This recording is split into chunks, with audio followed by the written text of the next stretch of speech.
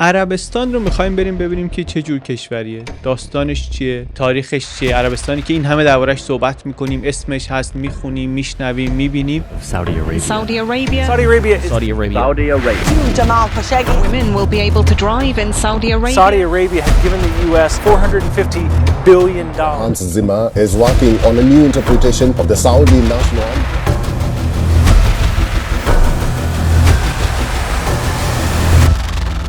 چقدر ازش میدونیم؟ میخوایم بریم این 14 قرن گذشتهش رو از اول اسلام تا حالا داستان کشور عربستان سعودی رو ببینیم. عربستان سعودی میشه بیشتر شمال و مرکز شبه جزیره عرب، غربش در کنار دریای سرخ سرزمین حجاز، همون جایی که اسلام به وجود آمده. مقدس‌ترین شهرهاش مکه و مدینه و اینا اونجا هستن. قلبش سرزمین نجده که بیابونیه و وسیعه و تا همین اواخر هم قبایل توش زندگی میکردن. شرقش هم که نزدیکتر به ساحل خلیج فارس، اونجایی که نفت ازش میاد. از 1960 نفت عربستان رو کرده کشور ثروتمندی که حالا اون داستانش داستان دیگریه. تا قبل از این اتفاق خیلی خیلی مهم در تاریخ شبه جزیره برآمدن اسلامه. در قرن هفت میلادی. اسلام کجا شروع میشه داستانش؟ یک راه تجاری قبلا گفتیم شمالی جنوبی وجود داشت در دوران باستان، از یمن به سمت شامات که این از کنار مکه رد میشد. قبیله هم اونجا بود به نام قبیله قریش که از قرن ششم هی مهمتر و قویتر و اینا هم شده بود. اینا رفته بودن کنار کعبه جا گرفته بودن. همه اینا داریم میدونیم قریش از قبل از اسلام مهمه، کعبه از قبل از اسلام مهمه. می آمدن اونجا زیارت و تجارت هم اونجا بود. اینا هم رفتن نزدیک کعبه شده بودن، هم مسئول رسیدگی به کعبه و اینا. اونایی که باید میرفتن اونجا زیارت، اینا امنیت راه رو براشون تأمین میکردن، آب بهشون میرسوندن چون مکه آب نداره، کنار دریا نیست، کنار رودخونه نیست، چشمه آب داره، چاه آب داره در واقع. این که مسئول اون آب کی باشه بهش قدرت میده و امنیت این راه ها رو هم اینا تونستن تأمین بکنن. یعنی با کنترل آبی که اونجا کم بود و توافق با قبیله های دیگه که راهزنی نکنن و مسیرهای تجاری رو امن کنن و این حرفا، قریش قدرتش زیاد شد، مسیرهای تجاری امن شد، قدرتش و تجارت هم مثلا توی عربستان یه خورده گسترش پیدا کرد، از یمن به مکه و بعد به سمت بیزانس یا عراق یا یه راه تجاری دیگه با امپراتوری آکسوم در حبشه. چیز مهمی که تا اینجاش هست اینه که قریش قوی بود، اسلام که آمد قوی تر شد، چون اسلام پیغمبر اسلام از قبیله قریش بود و بعد شروع شد یک تحرکات جمعیتی عظیمی. هی جنگیدن و هی قلمرو رو گسترش دادن و مردم هم حالا با گله هاشون که داشتن اینا راه افتادن و رفتن این طرف و اون طرف و کم کم یه قدرت تازه‌ای در عربستان درست شد. قدرت تازه‌ای که اول توی خود شبه جزیره بود، یعنی اول همه شبه جزیره رو گرفت، بعد خیلی زود زد بیرون. به کجا زد بیرون؟ عربستان شبه جزیره است دیگه، یعنی سه طرفش آبه. جایی که میتونه بزنه بیرون مرزهای شمالیه. مرزهای شمالیش هم همش اون سرزمین شامات و اینا، جاییه که ایران ساسانی و روم بیزانس قرن‌هاست دارن با هم میجنگن، دوتا قدرت بزرگ دنیا هستن. بعد از جنگ‌های بسیار طولانی این اواخر دیگه جنگ‌هاشون خیلی سنگین شده و این سنگینی جنگ‌ها هر دوتاشون رو بسیار ضعیف کرده.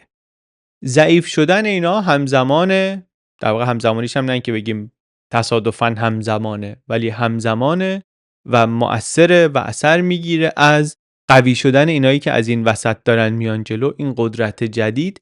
و اینا میان، عرب‌هایی که از شبه جزیره قدرتشون دارن زیاد میکنن، میان تو این سرزمین‌های بین ایران و روم شروع میکنن زمین گرفتن و کم کم درست کردن یک قدرت عربی اسلامی.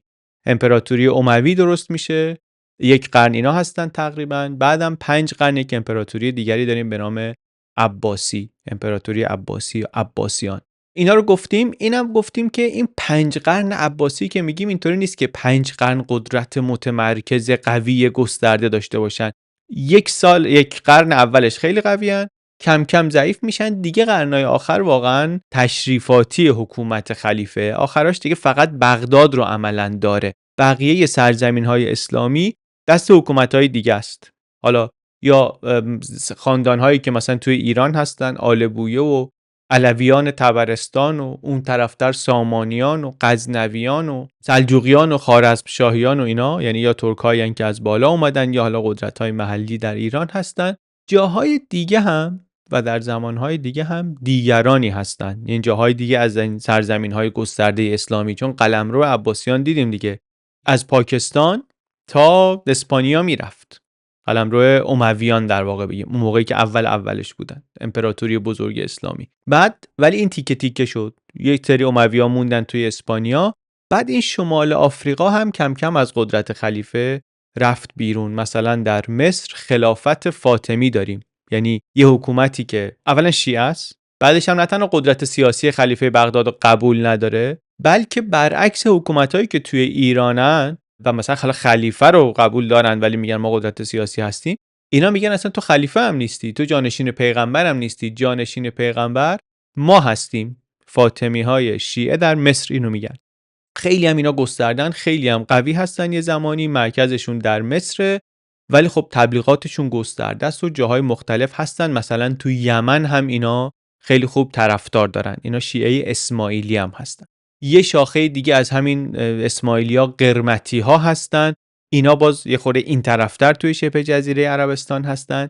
یعنی حرفی که داریم میزنیم اینه که تا قرن دهم این طرف دنیای اسلام، در حالی که همچنان حالا در بغداد خلیفه عباسی همچنان سر کار هست، این طرف دنیا در شبه جزیره قدرت از دستشون در اومده و افتاده دست حکومتایی که خیلی هاشون دیگه سنی هم نیستن.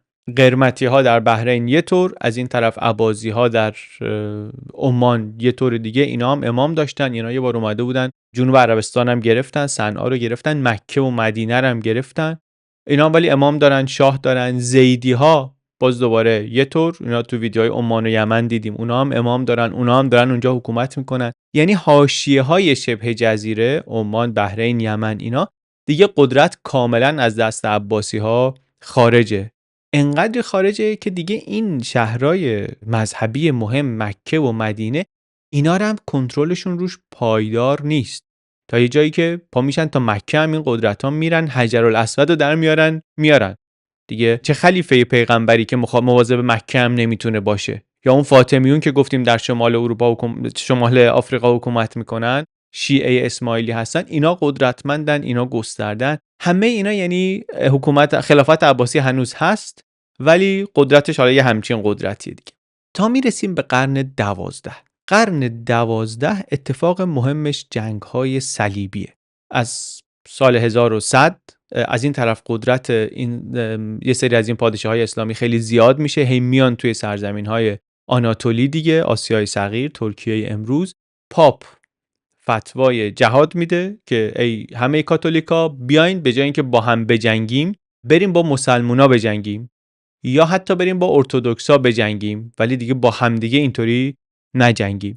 حالا کاری به خود جنگ‌های صلیبی و اینا اینجا نداریم، ولی این جنگ‌های بین غرب و شرق حالا اینجا دیگه رنگ کاملا دینی هم پیدا میکنه و لای اینا یک فرماندهی در مسلمونا پیدا میشه که شخصیت خیلی مهمی میشه در تاریخ، به نام صلاح الدین ایوبی. از جنگاوران بزرگی که به پادشاهی هم میرسه. ایشون متولد تکریت، به زبان جغرافیای سیاسی امروز میشه کرد عراقی، یعنی کرد عراقی حساب میشه فکر کنم. اول در حکومت مصر، در دربار مصر، در حکومت فاطمی، بعد اون خلیفه فاطمی که میمیره این خودش میشه حاکم، اول حاکم بر مصر، بعدم میاد بیرون و بر سوریه و شام و عراق و کردستان و منطقه حجاز و یمن و همه اینا رو هم میگیره. سلام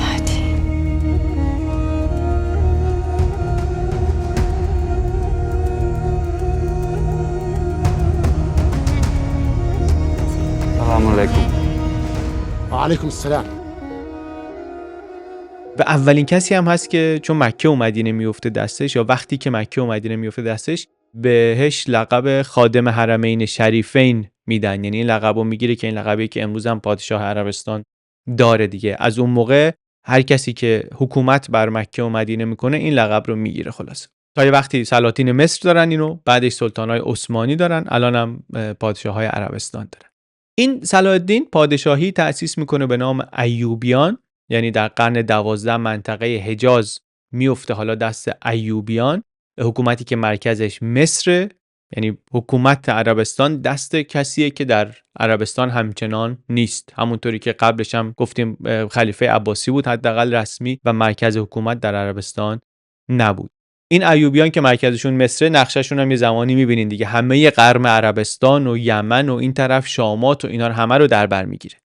این داستان قدرت خارجی که داره غرب عربستان رو بهش حکومت میکنه تا 500 سال بعد از این ادامه داره. یعنی این غربی که مسیر تجاری داره و مکه و مدینه و اینا داره در کنترل قدرت مرکزی خارج از شبه جزیره تا 500 سال بعد. شرقش هم قبایل هستن و دارن کار خودشون میکنن. اون غرب که قدرت خارجی گفتیم از قرن 12 دست ایوبیانه از مصر، از قرن 13 و 14 دست مملوک هاست در مصر که اینا خودشون اول غلامانی بودن در دربار ایوبیا، بعد خودشون شاه شدن، چندان که ایوبیا هم در دربار فاطمی بودن بعدن خودشون شاه شدن. از قرن 15 قدرت خارجی جدید سر و کله‌اش پیدا میشه اونجا که ترکان عثمانی هستن. اینا از بالا دارن فشار میارن، قدرتشون رو هی زیاد دارن میکنن و دیگه میان بر عربستان، بر حجاز و البته بر مصر هم حاکم میشن. حالا همه این مدتایی که میگیم اینا حاکم میشن و اینا، مکه یه حاکم محلی داره خودش، ولی این حاکم محلی داره جواب میده به یک حکومت بزرگتری که اون مرکزش خارج از عربستانه و این حکومت بزرگتر در قرن 15 و 16 عثمانی که دیگه تو حجم هم هست قشنگ دیگه. اون قرن 15 و 16 داره اوج میگیره امپراتوریش و از همه طرف هم داره میجنگه. شرقش با ایران صفوی، از این طرف به سمت اروپای شرقی در غرب خودش و به سمت شمال آفریقا، یعنی در 3 قاره داره دست و پاشو دراز میکنه. صحبت که سالهای 1517 سلطان سلیم اول عثمانی مصر رو میگیره و حجاز رو میکنه دیگه یک بخشی از قلمرو عثمانی. 1517 تقریبا همون زمان شاه اسماعیل صفوی دیگه. شاه اسماعیل هم مثلا چند سال زودترش شروع کرده و همون قرنایی هم هست که میدونیم، همون سالایی هم هست که میدونیم در دنیا داره اتفاقات مهمی میفته، اتفاقات تغییر دهنده‌ای داره میفته. اینا قرنهای شروع عصر اکتشافه. اروپاییایی مثل پرتغال و اسپانیا و اینا در کشتی سازی و دریانوردی و اینا پیشرفت کردن. پرتغال دیگه اومده اون پایین آفریقا رو هم تونسته دور بزنه، یه راه جدید پیدا کنه به سمت آسیا، به سمت اقیانوس هند، به سمت دریای سرخ و به سمت شرق‌تر دیگه، آسیا و چین، هند و چین. داستان تجارت داره عوض میشه، داستان دنیا داره عوض میشه. و اون موقع عربستان چه خبره؟ عربستان گفتیم عثمانی‌ها اومدن با قدرت خیلی زیاد، سلطان سلیم و بعدم سلطان سلیمان و سلیمان قانونی و خیلی هم سلطان سلیمان به شهرهای مقدس اهمیت بده و کلی هزینه ساخت و ساز مکه و مدینه بکنه و دیگه اینا موقعیه که اون مملوک‌های مصر کم کم دستو دارن میرن تو. قدرت عثمانی خیلی زیاد شده، در یمن هم اقتدار عثمانی رو پذیرفتن. انقدر قدرت عثمانی زیاد میشه که دیگه نه تنها حجاز و نه تنها یمن، بلکه میاد کم کم شرق عربستان رو هم میگیره. یعنی اینطوری عثمانی میرسونه خودش رو به ساحل شرقی هم میرسونه که بتونه هم در دریای سرخ با پرتغالیا درگیر بشه، هم در اقیانوس هند درگیر بشه.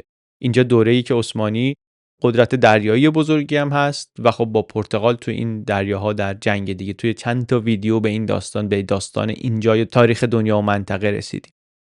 از اینجا به بعد داستانو میشه اینطوری گفت که خب از اینجا به بعدش دیگه داستان عثمانیه دیگه. از همین قرن 16 تا اوایل قرن 20 و جنگ جهانی اول عثمانی هست و تا عثمانی هم هست عربستان دست ایناست. این حرف غلطی نیست، ولی باز دوباره از اون ساده سازی‌های خیلی غیر دقیقه که باعث میشه که اگه اونطوری ببینیم اون وقت تاریخ امروز رو و اتفاقات امروز رو دیدمون بهش ناقصه. یعنی خیلی چیزا رو نمیتونیم، نقطه شروعش رو نمیفهمیم. همونطوری که برای شامات هم مثلا اگه همینطوری ساده بگیم نمیفهمیم، بگیم آقا همش دست عثمانی بود تا عثمانی فرو پاشید. اگر اینطوری بگیم نمیفهمیم چرا بعدن سوریه و عراق و فلسطین و اردن و لبنان و اسرائیل و اینا انقدر داستانهای تو در تو و پیچیده ای پیدا کردن. یه خطیش همینه که آره اینا همه دست عثمانی بود، واقعا هم قدرت اسمن و رسمن دست عثمانی بود، اما از همون اول قبیله هایی دارن قدرت محلی میگیرن. مثلا توی همین عربستان خب برای عثمانی خیلی مهمه که مکه و مدینه رو داشته باشه. حالا با زور میتونه، با زور اگه نه با رشوه، با کمک‌های مالی، غذایی، هر طوری که شده، ولی قدرت اونجا رو، نفوذش رو اونجا داشته باشه، هرچند اگه قدرتش مثلا اونطوری سفت و گسترده و کامل نباشه. کلاً به نظرم اینم باید کم کم یاد بگیریم که اصلا حکومت 200 سال پیش، 300 سال پیش، 500 سال پیش چه شباهتایی داره به حکومت امروز، چه تفاوتایی داره با حکومت امروز، که مثلا امروز میگیم اینجا در این کشور، اونجا در اون کشوره. این چقدر شبیه حرفیه که درباره 400 500 سال پیش میزنیم. مخصوصا این تفاوتات توی کشورهایی که نزدیک ما هستن و داستانشون بخشی از داستان ماست، به نظرم برای ما مهمتره. چون من الان وقتی میگم عربستان و میگم عثمانی و میگم مصر و اینا، حتما شما یه گوشه ای از ذهنتون وقتی روابط عثمانی و مصر و عربستان و ایران و اینا رو میشنوین، داستان امروز هم میبینین دیگه، رابطه این کشورها و رقابت این کشورها اینا میاد توی ذهنتون. درست هم هست، طبیعی هم هست. نکته هم اصلا همینه، قراره که اون زمینه تاریخی رو بدونیم که بتونیم امروز رو هم بهتر بفهمیم. ولی حواسمون باید به تفاوت این دنیاها و تفاوت معنی کشور و ملت و اینا در قرنهای گذشته باشه. ما امروز هم وقتی میریم مثلا شهرهای لب مرزی، مناطق نزدیک مرز رو میبینیم که دو طرف مرز به همدیگه شباهت‌های خیلی زیاد میشه. این حالا تازه مال امروزیه که حکومت‌ها میتونن مرز بکشن، حکومتشون و حاکمیتشون رو قشنگ تثبیت کنن به هزار شکل ممکن.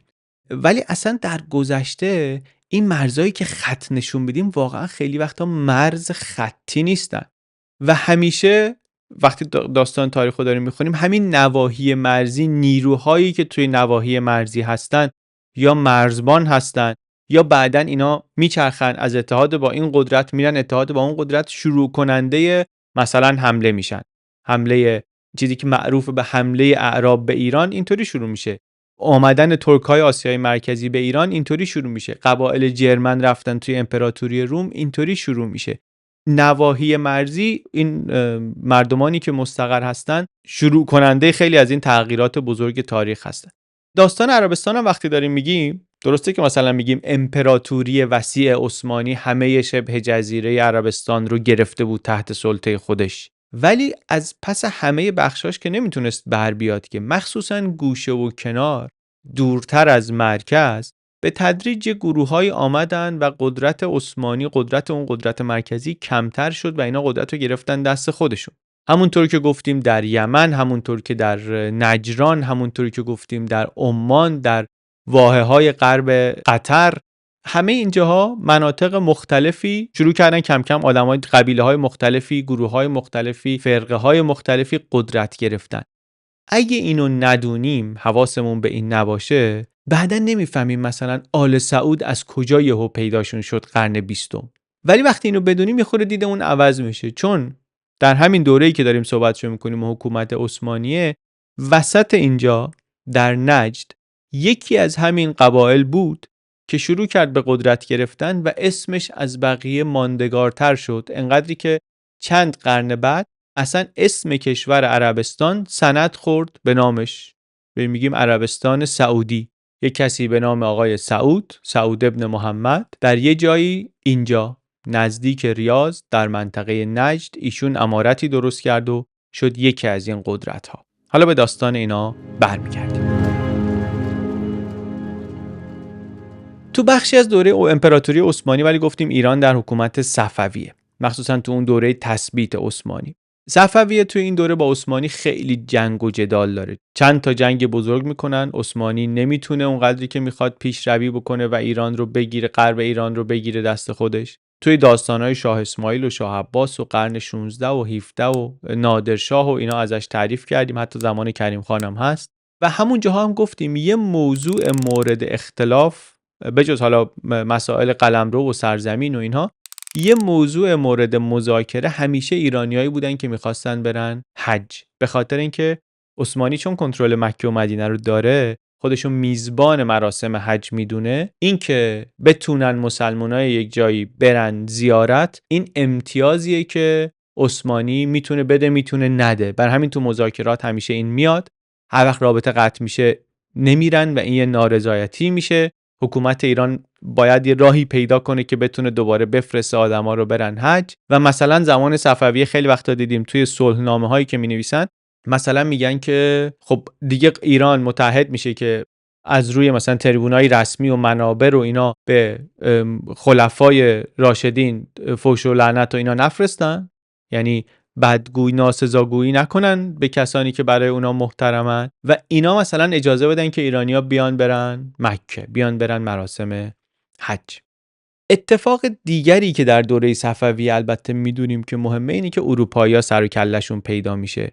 اروپایی که اونم با عثمانی درگیره، عثمانی از این طرف با ایران صفوی درگیره، از این طرف با اروپا درگیره، البته خب از یه زمانی هم با روسیه هم درگیره دیگه. صفویه با عثمانی به بنبست خورده، تجارت نمیتونه خیلی جاها بکنه، میره سراغ اروپا که بتونه دور بزنه عثمانی رو. اروپا هم همینطوره و دوره‌ایه که اروپا جای پیشرفته‌ای نیست، یعنی اینطور نیست که مثلا ایرانی‌ها بخوان برن تکنولوژی بخوان اونجا آموزش بخوان، یعنی همچین دیدی وجود نداره، اصلا همچین زمینه‌ای نیست. مشکل بیشتر عثمانیه، اونو میخوان دور بزنن و این میشه که پای اروپایی‌ها باز میشه به جاهای مثل عمان، به امارات، به بحرین امروز و حتی در یک زمانهایی به جنوب ایران، بندر عباس که بعداً زمان شاه عباس میاد با کمک مثلا انگلیسی‌ها از پرتغالیا پسش میگیره و اینا. اون دوره ها برای اینه که اونا اینجا میان قوی میشن. داستان تجارته از جمله. و اونطوری هم هست اون موقع که توی اون قرنها هر وقت ایران قویه، مثل زمان شاه عباس یا زمان نادرشاه، میتونه بره اینجاها رو بگیره. حتی در جنوب خلیج فارس، عمان و امارات و بحرین و شرق عراق و کویت امروز و اینجاها رو بخشایشو میگیره، جزئی از خاک ایران میکنه. بعد که ضعیف میشه از دست میده. پایدار نمیتونه بگیره هیچ وقت. مخصوصا به قول آقای امانت که اینو جدیداً زیادم میگه، هر وقت ایران مخصوصاً به سمت غرب خودش بلند پروازی های سرزمینی داره، دچار شکست های پرهزینه ای میشه. تاریخ اینو به ما نشون میده، چه در زمان ساسانی، چه در زمان صفوی، چه در زمان افشار، چه در زمان حالا قاجار تا حدی. برگردیم ولی به داستان عربستان، چون ما میخوایم عربستان رو بهتر بشناسیم، میخوایم ببینیم که همه اینایی که گفتیم و داریم مرور میکنیم چه کمکی میکنه که ما عربستان امروز رو بهترین بهتر بشناسیم. عربستان امروزی که میدونیم چیه؟ یک پادشاهی مطلقه مذهبیه در اتحاد با یک مکتب فکری به نام وهابی، یا حالا اونطوری که شاید خودشون ترجیح بدن سلفی. این اتحاد رو، یعنی این ریشه فکریشون رو هم ریشهش رو باید توی همین تاریخی که مرور کردیم ببینیم، چون گفتیم که در مقابل عثمانی حرکت‌های سیاسی درست میشد در جاهای مختلف، مثلا توی قلمرو عثمانی و از جمله توی شبه جزیره. فقط سیاسی نیست، حرکت‌های فکری هم شکل میگیره. اینا هم بعضا در مقابل اون مکتب فکری رسمی خلافت عثمانیه و بعضی از این سیاسی‌ها و فکری‌ها با همدیگه گره میخورن. مثلا در عربستان قرن 18 یک کسی میاد به نام محمد ابن عبدالوهاب و یک جنبش نواندیشی دینی یا یک جنبش اصلاحی دینی درست میکنه به نام وهابیت. یه جور تفکری که سلفیگریه، یعنی داستانش اینه که اصلا ما باید برگردیم خیلی عقب، باید برگردیم به اصل و ریشه دین اسلام، باید برگردیم به زمان پیغمبر، مثلا همه کارا رو مثل اون موقع بکنیم تا جایی که میشه. تفسیر و اینا نباید بکنیم. سنی هستن، سنی حنبلی هستن، ولی حالا با یه ایده های متفاوتی، ایده هایی که هم با مکتب فکری اسلام عثمانی متفاوته که مثلا از مسجد و مدرسه های استانبول میاد، هم با بقیه مثلا جنبش های نواندیشی یا جنبش های اصلاحی طوری که هستن، مثلا ایده های صوفی طوری هستن در حجاز، در مکه و مدینه. اینا با اونا خیلی مخالفن، خیلی اصولگراترن یا شاید بشه گفت بنیادگراتر هستن فارغ از معنی سیاسی امروزیش، و یه حرکت فکری مخالف مرکزی هستن که پیوند میخورن با یه حرکت سیاسی مخالف مرکزی. داستانش اینه و اتحادشون اون وقت خیلی قوی تر از جمع دوتاشون میشه، یعنی قدرت جمعیشون با هم دیگه از جمع قدرت‌های تک تکشون خیلی بیشتر میشه، انقدری که نهایتاً میتونن کشور عربستان سعودی رو درست کنن در پیوند با ایده های وهابی. منتها که حالا مثلا یک قرن و نیم بعدش، ولی بالاخره میتونن. ما الان اونجا نیستیم، ما الان 1750 هستیم. 1750 که رضایتی اینا، قدرت محلی کوچیک اینا شروع میشه به شکل گرفتن و پیوند میخوره با این داستان وهابیگری، وهابیت. من نمیدونم واسش کلمه درستش چیه، امیدوارم کلمه توهین‌آمیزی نباشه، فکر میکنم کلمه خنثایی باشه، ولی حالا یه جاهای دیدم میگن که مثلا نباید اینطوری بگی، ولی فکر میکنم این من منظورم خنثاست خلاص. و داریم میگیم 1750 وقتیه که نه فرانسه انقلاب شده، نه آمریکا انقلاب شده، اصلا دنیای دیگریه هنوز. این آقای عبدالوهاب یه خورده تو روستای خودش سر و صدای بلند میکنه و اینو تبعیدش میکنن یه جایی که دردسرش رو کمتر کنن. اونجا از قضا انداختنش در واقع تو بغل یه بابای دیگه‌ای که با هم دیگه اینا میشن دردسر بزرگتری برای حکومت اسلامی، چون اون جایی که ایشون میره اون آقای قبیله ابن سعود اونجا هستن، محمد ابن سعود و بعدش هم عبدالعزیز. اینا شروع کردن واسه عثمانی دردسر درست کردن. 1744 اولین حکومت سعودی رو اینا درست میکنن در همون نجد. هدفشون هم اینه که مثلا عثمانی رو از عربستان بیرون کنن و کار رو بگیرن دست خودشون. و زمان نادرشاهی که داره میتازونه دیگه، داره خیلی با عثمانی درگیره. نادر همش داره میجنگه، شرق ایران میجنگه، غرب ایران میجنگه، جنوب ایران میجنگه، از جمله در غرب داره خیلی با عثمانی‌ها میجنگه و شاید همینم در ضعیف شدن موقتی عثمانی مؤثره و این کمک میکنه که اینا بتونن یه پایی بگیرن در عربستان. در اروپا هم میدونیم اون دوره جنگ‌های خونینه، یا یکی از بسیار دوره‌های جنگ‌های خونینه در اروپا، چون همزمان با این اولین حکومت سعودی وهابی، میگم اولین چون اینی که الان هست سومین دولت سعودیه، اینی که ما امروز داریم میبینیم در عربستان. اینی که من الان دارم صحبتش میکنم 1750 این اولین حکومت سعودیه، همزمان با نادرشاه، همزمان با وقتی که در اتریش ماریا ترزیای هابسبورگ داره جنگ‌های جانشینی رو میبره که بشه امپراتور جدید هابسبورگ، و همزمان با وقتی که فرانسه و بریتانیا دارن هر جای دنیا که پاش بیفته با هم میجنگن، هر جا که بشه با هم میجنگن سر اینکه کی قدرت مسلط دنیا بشه، از جمله در آمریکایی که دنیای جدیده. و بعد همین جنگ پس لرزه هاش نهایتاً اعتراضاتی رو شروع میکنه که نهایتاً میشه انقلاب و استقلال آمریکا. اون موقع است که اولین حکومت سعودی وهابی درست میشه و تمام میشه. اینو عثمانی جمعش میکنه، مصری‌ها رو میفرستن اینا رو سرکوب میکنن و بعد از اونم غرب عربستان 20 سالی میفته دست مصر. بعد ولی در 1824 دومین پادشاهی سعودی وهابی استارت میخوره. ایده های وهابی طرفدار داره، نفوذ داره. یکی دیگه از اون خانواده آل سعود یه حرکتی میزنه، میاد تبعید بوده و اینا، میاد شورشی میکنه و دوباره میاد ریاض رو میگیره و میکنه پایتخت دولت دوم سعودی. کیا رو میزنه کنار؟ قدرت رو از دست کی میگیره؟ از مصر میگیره. این از اون جاهایی که من میگم که چه خوب که بی پلاس هست. اگر که بی پلاس نبود و ما این پروژه رو نداشتیم که اینطوری تاریخ رو بخونیم، خب داشتیم تاریخ عربستان رو جدا میخوندیم و همونطوری که من همه سالها تاریخ خوندم و میگفتم خب آره این اومد مصر رو زد عقب دیگه، ولی فکر نمیکردم که خب چرا اون موقع تونست مصر رو مثلا بزنه عقب، قبلا نتونست، چه اتفاقی افتاده بود. الان ولی وقتی میگم 1824 چند تا چیز توی ذهنم میاد. میدونم 1824 جنگ‌های ناپلئونی، انقلاب فرانسه شده، ناپلئون آمده، جنگ‌های ناپلئونی کشیده شده به مرزهای عثمانی، یعنی به مصر، رمق عثمانی رو گرفته. مصر طبیعیه که دیگه نمیتونه اون کنترل سابق رو داشته باشه از راه دور روی این مثلا وسطای عربستان. مخصوصا دولت مرکزی عثمانی هم بیشتر مشغول به اروپا طبیعتاً، بعدش هم اولویت بعدیش همون شامات و سوریه و مشکلات داخلی و ایناست، نمیتونه اونطوری تمرکز روی عربستان داشته باشه. ضمن اینکه حالا عربستان واقعیتش اینه که اونقدر مهم نیست، چون در دنیای قبل از نفت هستیم دیگه، اونقدی هم مهم نیست. اولویت اول و دوم و شاید سوم عثمانی هم نیست، بر همین اینا میتونن یه حرکتی بکنن، هرچند اینم با دوام نیست. این حکومت دوم سعودی هم با دوام نیست، رقیب داخلی هم دارن. نهایتاً عثمانی میاد پشت اونا و جمعش میکنن، ریاض رو میگیرن و اینا هم فرار میکنن میرن کویت. کویت چه داستانش؟ کویت هم مگه عثمانی نیست؟ چطور اینا از اینجا فرار میکنن میرن کویت؟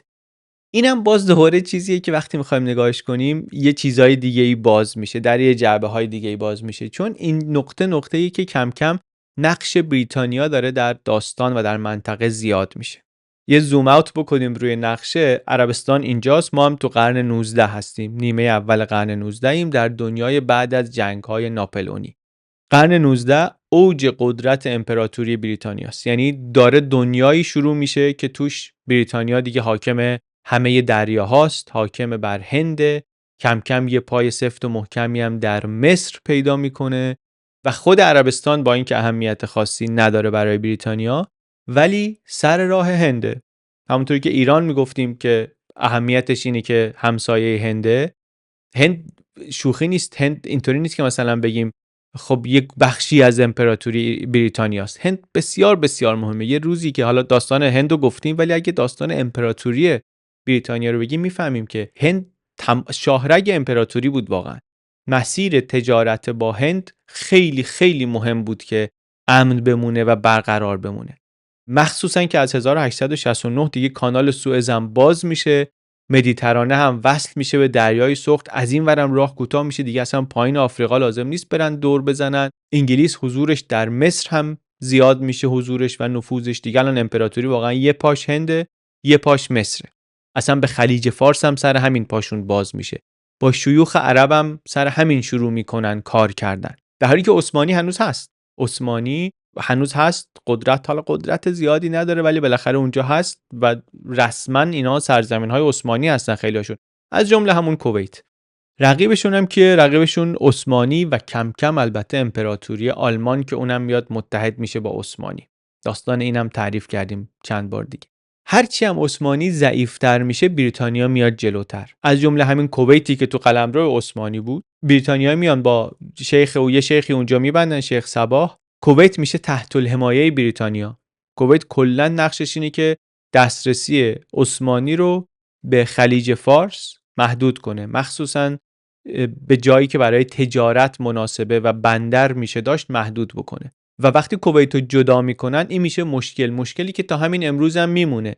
یه دلیلی که عراق تا همین امروز مشکل جغرافیایی حل نشدنی داره همینه، دسترسیش به خلیج فارس نامناسبه. چرا نامناسبه؟ چون اونجا کویت هست. چرا اونجا کویت هست؟ چون خیلی وقتی پیش که میخواستن عثمانی دسترسی خوبی به خلیج فارس نداشته باشه، کویت رو ازش جدا کردن وقتی زورشون رسید. تاریخ قرن 20 رو نگاه می‌کنی، بر همین صدام تا کمی قوی میشه دنبالش این میفته که یا بیاد خوزستان رو از ایران بگیره یا وقتی که نشد بره کویت رو بگیره که راه نفسش باز بشه بتونه به خلیج فارس برسه. کویت خلاصه از اون موقع است که میشه جای پای بریتانیا در این منطقه. خاندان آل سعود هم گفتیم که بعد از اینکه دولت دومشون میفته تبعید میشن یا فرار میکنن میرن اونجا. این عبدالعزیز بن سعود اونجا بزرگ میشه، در کویت بزرگ میشه، زیر دست همون شیخ مبارک در کویت مشق سیاست و نظامی و اینا میکنه و آخرش هم 1902 از همونجا یه خیز دیگه برمیدارن این خاندان سعودی برای گرفتن ریاض. میان میگیرن و از نجد شروع میکنن رشد کردن و دولت سوم سعودی رو درست میکنن. این دولت سوم میشه پایه همین عربستان سعودی که ما الان میشناسیم. سال 1904 مرزا رو برمیگردونن به مرزای سابق. اسم خودش هم میذاره امیر نجد و امام وهابیه. باید حالا ابن سعود سعی کنن که جنگ با مخالفا رو ببرن، خودشون رو تثبیت کنن، یک میلیشیای مذهبی درست میکنن به نام اخوان و توحید. میان کنار چشمه ها و چاه ها و اینا آبادیایی درست میکنن، اسمش هم میذارن هجره. قبایل رو بیارن اونجا ساکن کنن، عقاید وهابیت رو نشر بدن توی صحرا، یعنی هم با عقاید وهابی یک انسجام اینطوری درست بکنن، هم نیروی نظامی تربیت بکنن. قبایلی رو که مثلا رفتن سوریه و لبنان و عراق و اینا رو برمیارن توی اون شهرک‌ها ساکن میکنن و آموزش دینی میدن و اینا میشه میلیشیای نظامی عبدالعزیز، ابزاری برای کوبیدن یا مبارزه و شکست دادن رقبای محلیشون.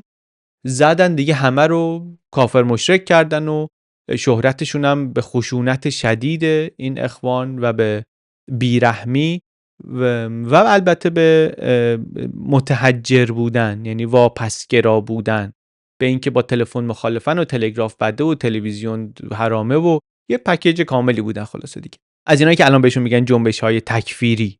موسیقی فقط طبل، قهوه حرامه، کفش اصلا ممنوعه، کفش همونی رو باید بپوشیم، همون چیزی رو باید بنوشیم که مثلا پیغمبر داشت، غیر از اون دیگه هیچ. انقدری که حالا اینا جلوتر آل سعود هم با اینا نمیسازن، اینا رو میزنن کنار. ولی اون اول نیروی مهمی هستن، میلیشیای نیروی شبه نظامی مهمی هستن، متحد شبه نظامی اینا هستن یا بازوی اینا هستن. بریتانیا چیه بازیش این وسط؟ بریتانیا اینا رو، این آل سعود رو به چشم یک قدرت محلی تازه‌ای میبینه که شاید بتونه باهاش عثمانی رو موازنه کنه در شبه جزیره، چون عثمانی هم در شبه جزیره عربستان هست دیگه، حالا حکومت خودش که هست، بازوی محلی هم داره. بازوی محلیش کیه؟ شریف حسین اون موقع حاکم مکه است. حسین از خاندان هاشمی، نسلشون میرسه به امام حسن و امیر حجاز بود، شریف مکه بود و حالا این عبدالعزیز هم امیر نجده. امیر حجاز، امیر نجد. اینا میشن دوتا قدرت محلی که به نظر میرسه دیگه دعوای اصلی توی شبه جزیره عربستان دست این دوتاست، بین این دوتاست. هر دوتاشون هم دارن از عثمانی مستعمری میگیرن ماهیانه، هم از بریتانیا میگیرن. بالاخره تو قلمرو عثمانی هستن، از عثمانی میگیرن، مثل باجیه که عثمانی داره میده که اینا شورش نکنن. از بریتانیا میگیرن به خاطر اینکه بریتانیا میخواد قدرت عثمانی رو بالانس کنه، مسیر هند رو مطمئن نگه داره، امن نگه داره و بعد رضایت این امیران همسایه رو جلب بکنه، از جمله با پرداخت مستمری. و با هر دو هم داره کار میکنه، هر دو اینا دارن با هر دو تا کار میکنن. اینطوری میرسیم به جنگ جهانی اول. در زمان جنگ جهانی اول اولویت بریتانیا اروپاه و نمیخواد حالا توی آسیا درگیر موضوع تازه‌ای بشه. فکر میکردن حالا همین تسلط بر مصر و هند کافیه، قلمرو بیشتر رو نمیتونن اداره بکنن، نه امکانشو دارن، نه واقعا اولویتی داره. ضمن اینکه میگم نفتم فکر میکردن اینجا وجود نداره. منتها این تفکر، وقتی میگیم بریتانیا درباره یه نفر صحبت نمی‌کنیم دیگه، مخصوصا بریتانیا که حالا دموکراسی هم هست و گروه‌های حزب‌های مختلف نظرات متفاوت دارن. بعدش هم ما بریتانیای لندن داریم، فارغ از این که حالا کی دولت دستشه، مصر داریم، هند داریم و اینا هم با همدیگه نظراتشون فرق میکنه. نماینده‌های بریتانیا در مصر و هند اینا سرزمین‌های خاورمیانه رو میخوان، با اینکه نفت نیست ولی میگن ما لازم داریم. هند میگه که ما اینا رو میخوایم برای تأمین غذای شبه جزیره هند، شبه قاره هند. مصر رو میگن میخوایم، مصر میگه ما اینجا رو میخوایم برای اینکه از نفوذ روسیه جلوگیری بکنیم. هر کدوم از مستعمرات بریتانیا یا اداره‌های مستعمراتی بریتانیا اینا شبه جزیره عربستان رو برای اهداف متفاوتی برای خودشون میخوان، یعنی فکر میکنن که بریتانیا باید اینجا رو بگیره و داشته باشه و فکر میکنن امتیازی در این تصاحبش هست که نباید ازش غافل شد، باید گرفتش. کجا رو؟ همه این عربستان رو. یعنی یه زمانی گفتیم عربستان رومیا میگفتن عربستان شمالی و عربستان مرکزی و عربستان خوشبخت، عربستان جنوبی. درباره همه این داریم صحبت میکنیم، یه چیزی که از یمن و عمان توش هست تا اردن و سوریه و عراق و همه اینا توش هست، به عنوان این سرزمین واحد عربستان. کی؟ سالهای اول قرن 20. سالهای اول قرن 20 جنگ جهانی اول، امپراتوری عثمانی بالاخره بعد از کش و قوس وارد جنگ میشه، یا هلش میدن یا بالاخره وارد میشه. داستان اونم تعریف کردیم. امپراتوری که اون موقع 600 سالشه، پیر، خسته است، پیرمرد بیمار اروپا بهش میگن و خیلی وقت همه منتظرن که این بیفته و تیکه هاشو بردارن. قشنگ خیز برداشتن، تیکه هاش هم تیکه های خوبیه، از بالکان در شرق اروپا که شروع کردن به گرفتن تا شمال آفریقا، تا این طرف مرزهای غربی ایران، تا قفقاز و البته تا جنوب خلیج فارس و البته تر تا عربستان. اینجا انگلیسی ها شروع میکنن از تو با این شیخهای عرب کار کردن که آره شما بیاین کمک ما، با هم عثمانی رو بزنیم، ما از بیرون شما از تو، ما هم به شما کمک میکنیم. عثمانی رو که بندازیم، این جنگ رو ما ببریم، عثمانی رو میندازیم، ما هم کمک میکنیم شما مستقل بشید و حکومت‌های خودتون رو داشته باشین. با کیا شروع میکنن کار کردن؟ از جمله گفتیم با این دوتا خاندان، خانواده‌ای که رقیب هم دیگه بودن، با رئیسای این دوتا، شریف حسین، شریف مکه و اون خاندان آل سعود. بریتانیا دوتا افسر، دوتا از کارگزارانش رو میفرسته، یکی میره کنار اون سعودی ها، یکی هم کنار اون شریف حسین. اونی که میاد کنار شریف حسین خیلی داستانش دراماتایز شده است و اسمش رو شنیدیم و فیلمش رو دیدیم و اینا. لورنس عربستان، مردانی که گرفتارند در میان دو تمدن متضاد.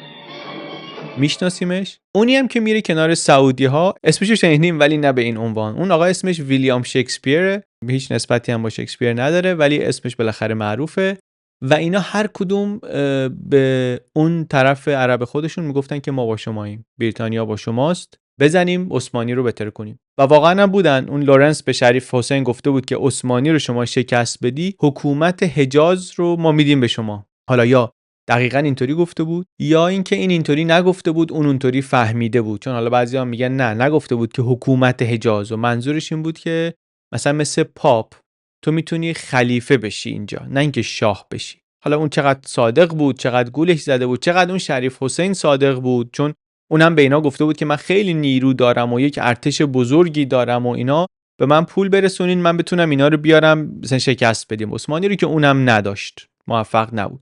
همزمان این طرف اینا دارن با اون ابن سعود هم میبندن که آره ما از تو پشتیبانی میکنیم و حالا یه خورده از اون البته نگران هم هستن که این به این حکومت نجد و احسا و اینا قانع نباشه و واقعا هم نبود. کم کم نشون داد که خب همه عربستان رو میخوان و واقعا هم همه عربستان رو گرفتن. یه حرکت کردن اومدن به سمت غرب، نیروهای شریف حسین رو شکست دادن و هی گذشت هرچی جلو طرف این ابن سعود، ابن سعود و نیروهاش اینا تونستن بیشتر شبه جزیره رو بگیرن و بیارن زیر نظر خودشون و نهایتاً کشور عربستان رو درست کنن. 1926 عربستان سعودی رو درست کردن و اولین کشوری هم که به رسمیت شناختشون شوروی بود، اتحاد جماهیر شوروی بود.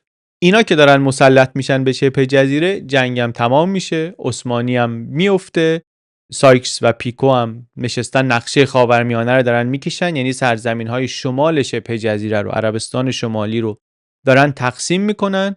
آل سعود که میگیرن شبه جزیره عربستان رو، خود عربستان رو، اونجایی که بهش میگیم عربستان سعودی. اون حسین هم دستش خالی نمیمونه. چند تا کشور اون بالا درست میشه، یکی میشه سوریه، یکی رو میکنن عراق، یکی رو میکنن اردن و هر کدوم از این کشورها هم یکی پسرای حسین رو میذارن اونجا بشه شاه اونجا. از میشه شاه سوریه. حالا سوریه سیستم اکسود عوض میشه ولی عراق مثلا میمونه دست فیصل از پسرای ایشون تا بعدن کودتا بشه و عراق جمهوری بشه. خاندان اینا دارن اونجا حکومت میکنن. اردن میفته دست یه پسر دیگرش، پسر همین آقای حسین، و اونا دارن حکومت میکنن تا همین امروز هم دارن حکومت میکنن. خودش البته اواخر دیگه رابطش با بریتانیا به هم میخوره. از بیانیه بالفور هم پشتیبانی نمیکنه که اینا میگن ما اونجا میخوایم برای مردمان یهودی سرزمینی درست کنیم در فلسطین و اینا، از اون پشتیبانی نمیکنه. تبعید میشه به قبرس و تا اواخر زندگیش هم اونجاست در واقع. البته آخرش برمیگرده میاد این طرف میمیره، ولی خلاصه تا اواخر رابطش خوب نیست با انگلستان. ولی خاندان هاشمی، همین فرزندان حسین، اینا هنوز هستن. الان ملک عبدالله دوم که در اردن پادشاهه نواده همونه که در واقع داریم میگیم چی؟ داریم میگیم این خاندان از قرن 10 میلادی داشتن مکه رو اداره میکردن دیگه. اینا گفتیم وقتی که مکه در حکومت ایوبیان بود و عثمانی بود و کی بود یک نیروی محلی داشت که عامل اون قدرت خارجی بود، اینا بودن. همین خاندان بودن، یا برای عثمانی یا برای مصریا یا بریتانیا، ولی نهایتاً رقابت رو بر سر حکومت عربستان به خاندان سعود باختن. منتها سرشون بیکلاه نموند و تو این خاورمیانه‌ای که اروپایی‌ها بعد از فروپاشی عثمانی نقشش رو اینطوری کشیدن، اینا هم خلاصه به حکومت کشورهایی رسیدن. داستان اینا رو قبلا تعریف کردیم، هم برای سایکس پیکو ویدیو ساختیم که اون قراردادیه که نشستن تقسیم کردن این کشورها رو، هم لورنس عربستان رو که پیشنهاد میکنم واقعا ببینید اینا رو. ویدیوهای خورده قدیمی تره ولی حرفاش الان جالب‌تر هم ممکنه بشه با این زمینه‌ای که داریم دیگه. اینطوری خلاصه عربستان شد سعودی و از همین زمان ابن سعود شروع کرد به یک سری اصلاحات گسترده‌ای کردن، هم برای اینکه کنترل خودش رو بر این کشور جدید تثبیت بکنه، کشوری که حالا قبیله‌ای قدرت متمرکزی که بخواد از توی عربستان ادارش کنه خیلی خیلی خیلی وقته که نداشته، خیلی چیزا باید ساخته بشه. سیستم حکمرانی یک پارچه نداره، سیستم قضایی، دادگستری، داوری دست قبایله، اینا رو باید در بیاره که خب ضربه سنگینیه به نظام قبیله‌ای. بین المللی هم وضعشون خیلی ناپایدار. اولش کشور پادشاهی عربستان سعودی با همه همسایه‌هاش مشکل داره، با عراق و کویت و اردن و یمن و مصر و با همه اینا کم و زیاد مشکل داره. زمانی رو صرف این میکنه که اینا رو ردیف بکنه، رابطه رو با بریتانیا تنظیم بکنن و پیمانهای منطقه‌ای، بعدش هم فرامنطقه‌ای با آلمان و شوروی و با ایتالیا و با یه سری کشورهای دیگه ارتباط برقرار کردن و خلاصه کم کم جای پاشونو در دنیا سفت بکنن. کی؟ در دنیای بین دو جنگ. دنیای بین جنگ جهانی اول و دوم. یعنی چی؟ یعنی زمان رضا شاه. یعنی تقریبا همون زمانی که در ایران هم رضا شاه آمده و یه سری تجربه‌های مشابهی داره انجام میشه، منتها حالا در ایران سنت پادشاهی و حکومت خیلی غنی‌تر و گسترده‌تر هست، در عربستان نیست، ولی اونجا هم داره یک سری از همین اتفاقا میفته. و همچنان یک مسئله مهم بین ایران و عربستان چیه؟ مسئله زائرای مکه است. تو دوره‌ای که هنوز حجاز دست شریف حسین بود، ایران هم در عربستان سفارت و چیزی نداره. یکی رو دولت تعیین کرده، اونها منتخب الدوله که اینا برن به کار حجاج برسن. این شریف حسین بالاخره میخواد مشروعیتی بگیره و اینا، میخواد از ایران کمک بگیره برای مقابله با آل سعود از حکومت پهلوی، زمان حکومت پهلوی.